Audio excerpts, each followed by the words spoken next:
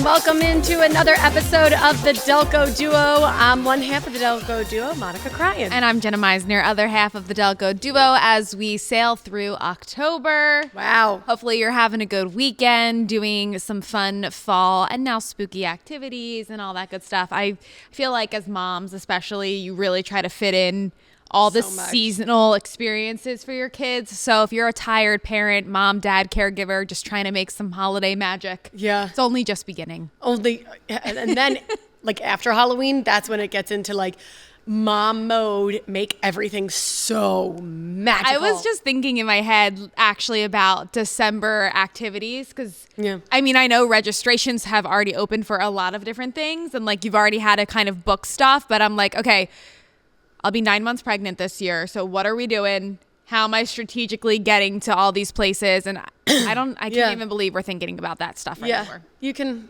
I feel like this year you can keep it slow. Cruise won't be like, he's getting into like that funny, like last year though, he was terrified of the big guy. Yeah. So we'll have to see how that goes this year, but we've got time to warm him up. I'm going to talk about Santa a lot the next couple of weeks. So that when the big December happens, it's like, like him. Oh, I know this guy. Well, I mean, first you got Halloween. All right. And all the scary stuff that comes with that.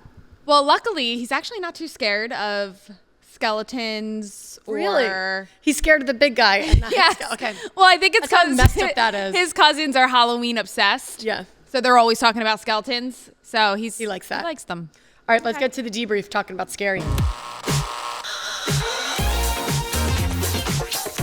So we had a news story on the dangers of deer. The dangers of deer, and it does. In this area especially, deer can be prevalent, and they're just not smart. They're dumb. Just not. My husband from New Hampshire says that the New Hampshire deer are a lot smarter than the Pennsylvania deer. And he says because, they're hunting them a lot more freely up in New Hampshire. So they tend to... stay away. Right. They understand where they should and shouldn't be because they don't want to die. But in Pennsylvania, I think our laws are a lot stricter when it comes to deer hunting and where you can hunt. So, which is interesting because Pennsylvania, especially central Pennsylvania, they're hunting all the time.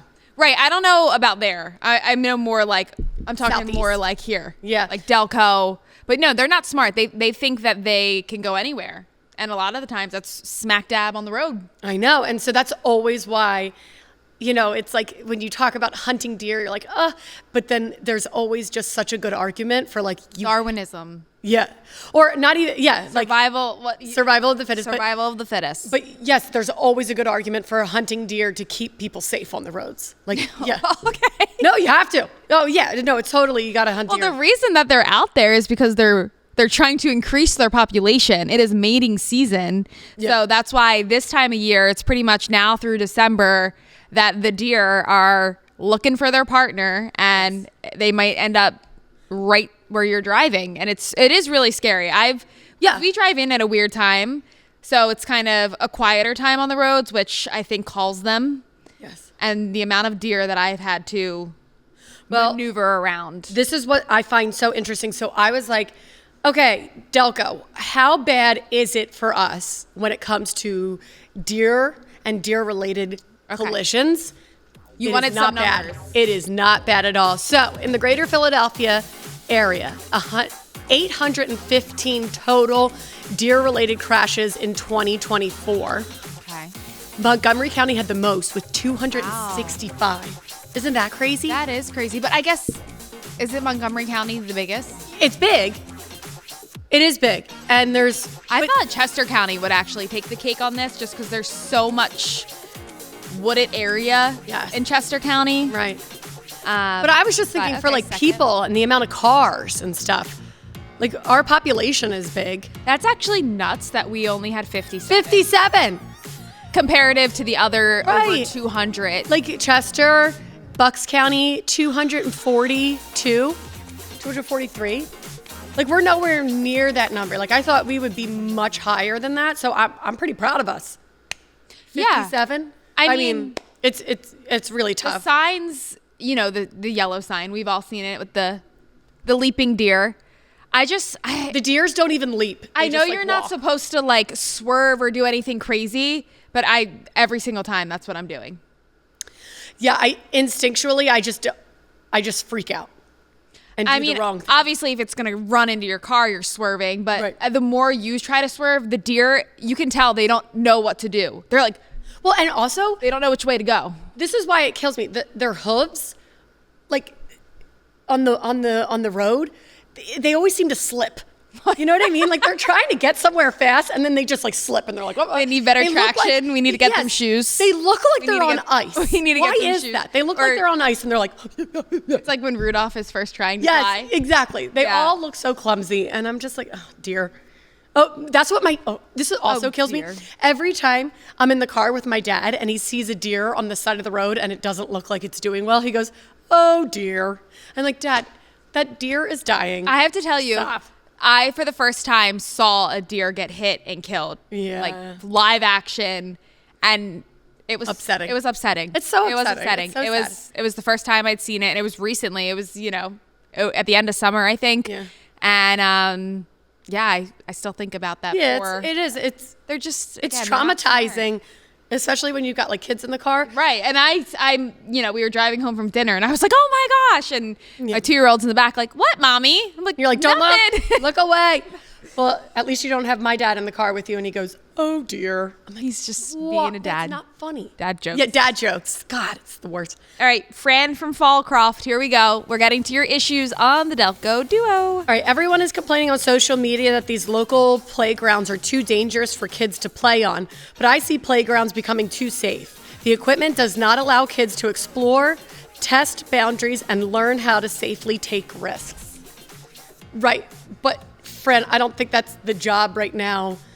When in a world of everything becoming PC and setting boundaries, I don't think that's the job of a playground. Right, it's not going to be your 90s playground where like you cheat at death. Yes. Once or twice a week, or even a playground in the 80s. Like, I agree with you. I think these have really taken a turn with just the way that our society's taken a turn. Right. But I appreciate the safety of it all. I know and this is actually a big discussion amongst like pediatricians and physical therapists and like things with little kids that you're supposed to let them explore risks safely. Yeah, but I appreciate the softer grounds, of the playground. Like like it's not turf, but it's they're a little bouncy. Like I appreciate those. There's this one playground near us, and I'm sure everyone knows what playground I'm talking about because it's been canceled a million million times. And it has this pendulum that continues to swing back and forth.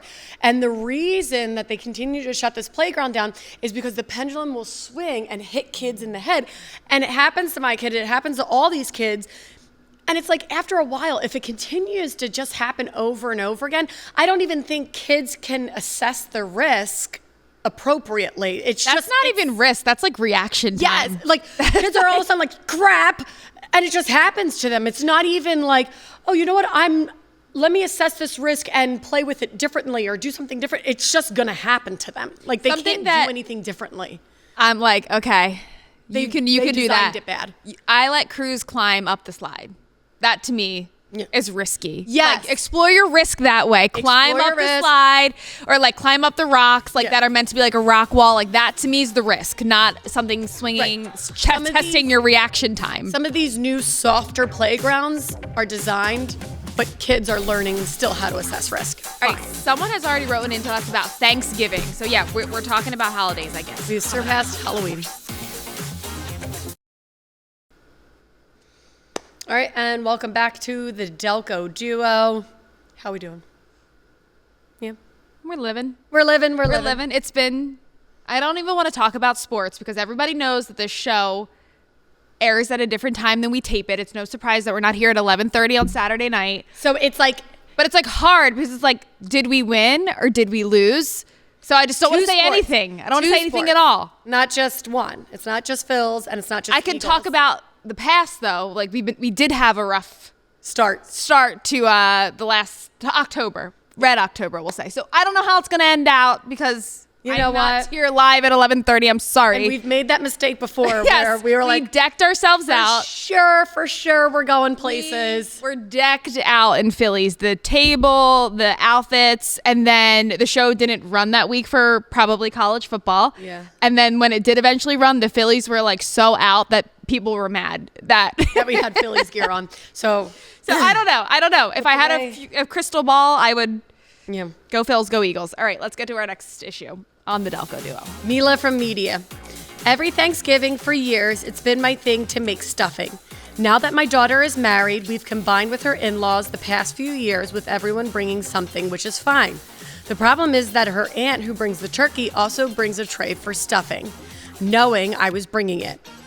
I'm annoyed because it's a lot of work. A few of my family members tasted hers and said it wasn't good and preferred mine. Should I make it anyway because my family loves mine, or just make something else? I think this calls for a stuffing off. Stuffing off, bring both? Stuffing off. I want them right next to each other, and I want to see. Stuffing's so important. That's what I'm saying. Like, if this person's bringing the stuffing, and it sounds like it's the stuffing. Like, do you like the stuffing in the turkey? So this was my only thing is I have always thought, Mila, that whoever brings the turkey brings the stuffing because you make stuffing in the turkey. No, see, that grosses me out. I like the stuffing made out of the turkey. No, stuffing in the turkey is super moist. But if it's wet. It's not wet, Jenna. Bread with it's called moist wet stuff. bread and turkey juices, just... Goodness. No. That's good stuff. Turkey juices, I don't know if you know this, are deliciousness. So if it's in the turkey, it's soaking up some of that good stuff. Seeing it. It's something about seeing it coming out of the turkey that don't watch it come out of the turkey. Like, I want my stuffing made separately. You pull it out of the turkey, but like you bake it. You bake the turkey with the stuffing in it, and then you pull it out and you serve it on a separate dish. But have you ever seen it served right out of the turkey's butt? No. Okay. Well, but I just know that's how it's made. Usually, the stuffing is made within the turkey. Okay, so Martha Stewart. Please, no one has ever confused me with Martha Stewart. I that doesn't bother me. I don't mind if the stuffings comes separately, is made by someone else. The turkey's a huge job. Right. Like, I feel like you should just be responsible for the turkey. Like, right. That is the star of this dish. I don't want you to then make me a subpar stuffing because but what I'm trying you're to so say, focused on the Mila, turkey. Is you're like, you're saying, brings the turkey, blah, blah, blah, knowing I was bringing it. I don't think she's doing that on purpose to make you upset or, saying, she's probably also used to, if she's bringing the turkey, she's then used to bringing the stuffing because many families are used to the person, whoever brings the turkey, then bringing the stuffing. So she's not doing it as an affront to you. She's just like, this is what I'm used to. Whoever brings the turkey also brings the stuffing. That's why I would say, I agree. You can continue to bring your stuffing. Absolutely still bring your stuffing. Especially if your family has expressed to you that they like it. And then they want you to continue making it, then it's worth the work. Right. And, if you guys are combining families, there's a lot of people. It's okay. You guys can have, 2 dishes of stuffing. Then everybody is like, oh, you know what? I'm going to take this stuffing. The other in-laws might be like, oh, I'm going to take this stuffing because that's what I'm used to. But it's not even the in-laws. The in-law's aunt. Like, it's not even like her daughter's mother-in-law. Right. It's the... But I'm sister. just saying, it's like this seems to be a big Thanksgiving. I was gonna say that's like a far removed participant. Like, I feel like my Thanksgivings are immediate family, and then maybe my in-laws will come in. But I mean, it's not like aunts of in-laws, and it's a lot of people. So clearly, you need the food. That's what I'm saying. You need the food, but just make sure other bases are being covered. You don't want to have 2 stuffings and like no green bean casserole. Oh God, I hate green bean casserole. No. And I know we're going to talk about this so much. Like, we are in October. We've got a whole month. We talk so much about Thanksgiving food. But to me, it makes my mouth water. The most important dishes, turkey's fine, whatever, are the mashed potatoes and the stuffing. So if you make a really great stuffing, continue to make it. But I would put them next to each other and see. Like, that's your way. Oh, I think that's super passive aggressive. No. Put them on 2 separate sides. Put them right next to each other, and then whoever gets finished first, that's the winner for this next year. No, this isn't a competition. It is. It's not a competition. It is, Put them on 2 Mila. separate sides, Mila. All right. We got one of our own issues coming up next. Stay with us.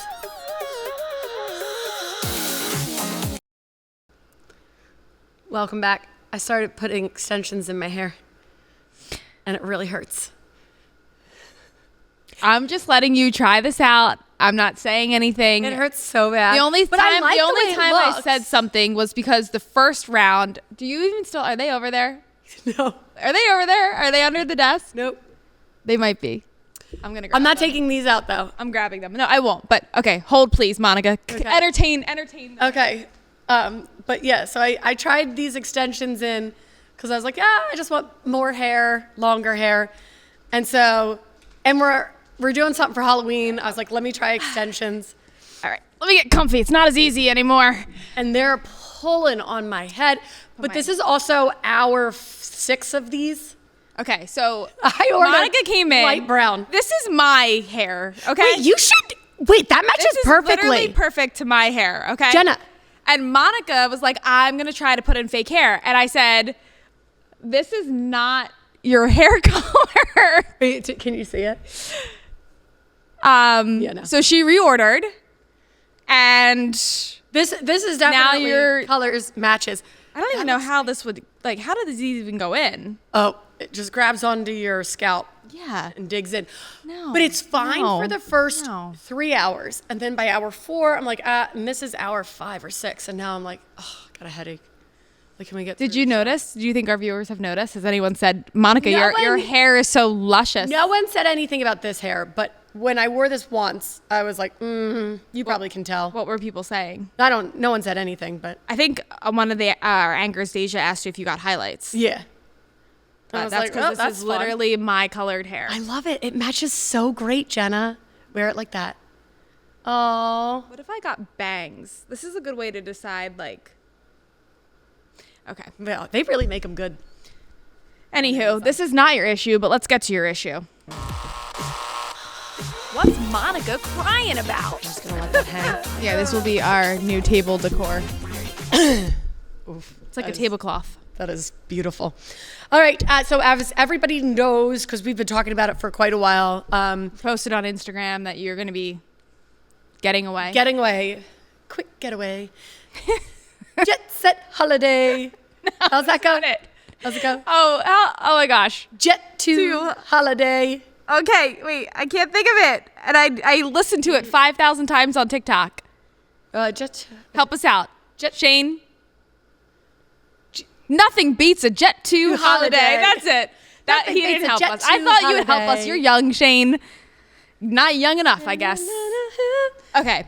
All right. So we're going to Orlando, and we're doing one day at Magic Kingdom, Disney, and one day at Universal. This has been, amazing. We're very excited, very, lucky to be able to do this. And I'm not discounting that, but the amount of planning is insanity. Mm-hmm. I can't believe people really choose to do this year that's in why and year out. It's kind of like an MLM scheme. Yeah. Like a lot of true. women in particular turn into Disney travel agents. And They are talking about it on their didn't get one. Facebooks, and it's like a pyramid scheme, I think. If you're a Yes. Disney planner, I'm sorry.